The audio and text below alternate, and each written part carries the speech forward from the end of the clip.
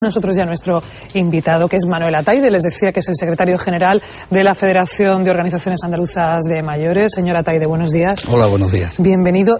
Mi duda, ¿cuándo una persona se puede considerar que está en edad de ser llamada una persona mayor? Porque hoy estaba escuchando los datos de, la esperanza de vida en España, 79 años prácticamente en los hombres, más en las mujeres, 84. Pues la verdad es que es complicado y es difícil, sobre todo cuando en algunos casos llegamos antes de tiempo. Según nuestras normas, se considera una persona mayor a partir de los 60 años. ¡Qué joven! Pues sí. No, sobre todo, ¿sabe lo que pienso también? No es verdad, cuando damos muchas veces información, alguno está ya con las orejillas tiesas.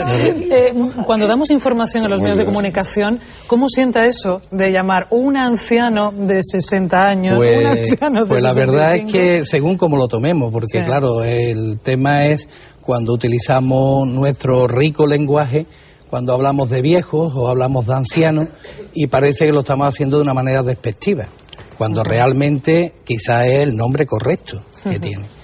Pero es cierto de que si lo hablamos en base a una apariencia, en base a un estado de salud, etcétera, hoy en día es muy difícil establecer una edad, y sobre todo utilizando solamente la cronológica, sino que podemos encontrarnos personas con 50 años que están hechos mixtos, ¿no? Están ya los y pobres y con menos, y sin embargo ver con personas con 80 años porque están muy bien físicamente, mentalmente y con muchas ganas de vivir. Entonces, pues fíjese, por esto mismo me preocupaba cuando estaba viendo la página web que tienen ustedes, que tiene la Federación, diciendo las personas mayores han perdido su sitio en la sociedad actual, a pesar de que estamos en una sociedad cada vez más envejecida. Pues sí, es que es cierto. ¿Y por qué? Pues precisamente porque estamos viviendo en un sistema donde impera normalmente lo joven, lo bello, o el concepto que tenemos de lo bello, y donde jubilamos a la gente antes de tiempo. Yo soy uno de ellos, igual que hay muchos como yo, pues que con 58, 60 o 62 años están ya prejubilados, prácticamente jubilados, y sobre todo de sectores que realmente no han sido los más baqueteados desde el punto de vista laboral, como pueden ser los mineros o pueden ser algún sector laboral, sino que son empleados de banca, empleados de Telefónica, y que los jubilaron con 50 o 55 años. Entonces eso es un desastre, porque después no se ve reflejado en la sociedad. A mí me gustaría ver cuántos diputados hay en nuestro Parlamento Nacional mayores de 65 años. Pues seguramente habrá 4 o 5, no hay más. Y en nuestro Parlamento andaluz pues estaremos más o menos por lo mismo. O cuántos representantes o cuántos alcaldes, es decir, no estamos representados en la sociedad, por lo menos en la vida política, y en la vida económica menos. Y en la vida social pues depende ya más de cada uno, ¿no? Pero realmente es como si hubiera un apartamiento social de las personas, y yo creo que eso hay que solucionar. Fíjese que el concepto de persona mayor parece más relacionado con si se está trabajando o no se está trabajando, si se ha jubilado uno o no se ha jubilado, o prejubilado en algunos casos. Yo creo que les han preguntado poco, y a pesar de que pienso que deben ser de los sectores más afectados, ¿cómo están llevando ustedes la crisis económica? ¿Cómo la están viviendo? Pues hasta hace un año y medio, pues la verdad es que pensamos que nos estamos librando, porque no nos afectaba en exceso, en demasía. En algunos casos, a partir de cuando comienza la crisis, ha habido situaciones que ahora estamos descubriendo muy lamentables, porque ha habido operaciones financieras, ha habido tener que ayudar a la familia, a los hijos, a los nietos, de nuevo, avalándoles en operaciones no muy claras, no demasiado transparentes, y ahora estamos viendo cómo personas con 80 años le están embargando su vivienda porque se le ocurrió avalar en una operación a su nieto porque iba a abrir una tiendecita de no sé qué.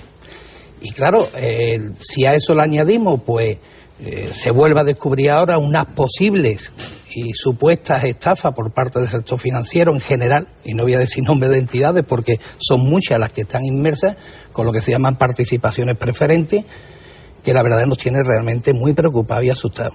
Tan asustados que hemos tenido que crear una oficina para asesorar e informar a nuestros asociados y no asociados, a cualquier persona mayor que se dirija a nosotros, son personas voluntarias nuestras que son expertos financieros y van a asesorar a todos aquellos que hayan hecho alguna operación o que estén por hacer, para que se informen antes. Creo que tiene datos además sobre esas estafas que se han podido producir hasta ahora. Bueno, los últimos datos que tenemos son que puede estar afectando a cerca de 700.000 personas. Muchísimo. La mayoría mayores. En algunos casos, la única solución que le están dando para recuperar su dinero, porque la promesa era que usted deposita el dinero, le vamos a dar un 5, un 6, un 7, muchísimo interés comparado con lo que se estaba ofreciendo en un plazo fijo, que era un 2%. Y a cambio era recuperable en cualquier momento. Y ahora se encuentra que cuando solicitan sus dineros, le dicen que no, que están en participaciones preferentes, que eso están para cumplir los capitales y las garantías necesarias que impuso Europa a los bancos, que tienen que llegar al 8%, y no pueden devolver el dinero. ¿Qué le ofrecen? Acciones. Y hemos convertido nuestro dinero real y fijo, lo estamos convirtiendo en un ahorro de riesgo, porque las acciones no sabemos lo que va a costar después, o lo que van a valer. Hay otro asunto que también quería tratar, porque también se está dando mucho ahora el caso de muchos jóvenes. Hay una gran proporción de ellos que están en el paro y que están volviendo después de haberse independizado, están volviendo a casa de los padres o incluso de los abuelos, y viviendo incluso una familia entera con la pensión que recibe uno de estos mayores. Claro, eso ha ocurrido creo que en toda la historia de la humanidad, ¿no? Donde vuelve un poco lo que es la familia nuclear, eso que parecía que estaba ya cada uno emancipados y tal, al final volvemos otra vez pues a ese núcleo familiar, y donde los abuelos juegan un papel importante, porque seguramente son los que tienen la vivienda en propiedad, libre de cargas, es decir, que no tienen otra problemática, donde pueden tener una pensión media que pueda ayudar al conjunto de la familia. Pero la verdad es que la situación, sin embargo, anímica que se crea en ese mayor es muy complicada.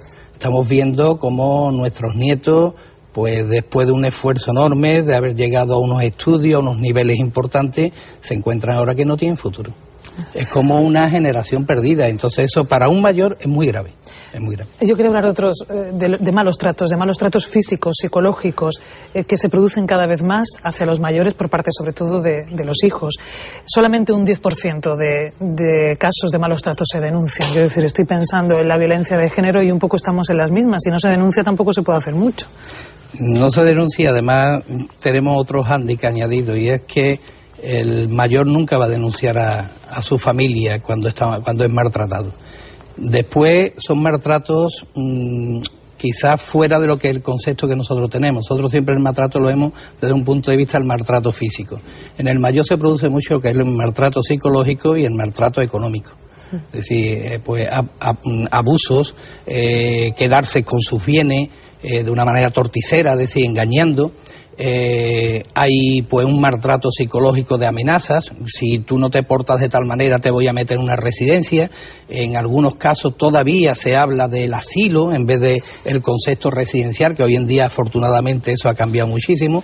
Es decir, hay unos maltratos graves e importantes. Ustedes piden un fiscal del mayor. No sé si han tenido alguna respuesta por parte de... No es por un capricho, es decir, no es por crear una figura más. Porque, por ejemplo, hay muchas voces que hablan de el defensor del mayor. Yo creo que no es necesario tener un defensor del pueblo que nos atiende divinamente y no tenemos esa necesidad. Sin embargo, en el tema de la fiscalía es que hay que ser cada vez más especializados. Y aquí tenemos la prueba.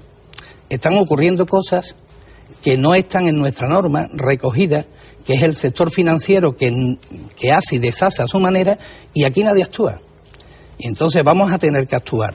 Porque lo único que tenemos para defendernos, en ese caso que he hablado antes de esas posibles estafas financieras, es que hay una norma europea que se llama la norma MINIS, que evita que cualquier persona pueda comprar productos que desconozca su funcionamiento.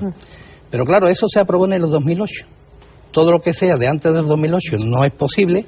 Todo lo que sea después de 2008 posiblemente podamos defender ese tipo de causas. Pero si no tenemos una colaboración de una fiscalía especializada, difícilmente vamos a poder actuar. Por último, por mi parte, porque ahora serán los compañeros en la mesa quienes les formulen las preguntas,